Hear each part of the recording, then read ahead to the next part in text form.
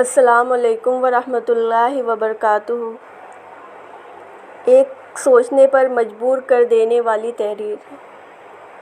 وہ سر نام سے تعلق رکھتی تھی، مذہباً یعنی ہندو تھی۔ علی کو ویر ہاؤس میں ملی تھی، پھر دونوں میں دوستی ہوئی جو جلد ہی محبت میں بدل گئی۔ علی نے شادی کی شرط رکھی کہ پہلے تم مسلمان ہو جاؤ۔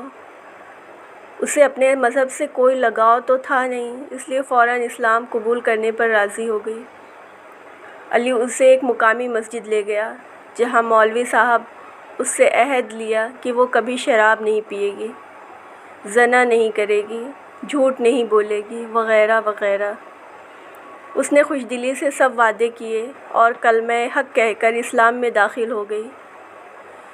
جب مولوی صاحب نکاح پڑھانے لگے تو اس نے ایک عجب بات کہہ ڈالی جسے سن کر سب حیران ہوئے۔ کہنے لگی، مولوی صاحب رکو، پہلے علی کو تو مسلمان کر دو۔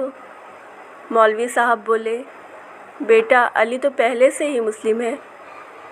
وہ حیرانی سے کہنے لگی، لیکن آپ نے جو مجھ سے نہ کرنے کے لیے کہا وہ سب تو علی کرتا ہے، پھر یہ کیسے مسلمان ہوا؟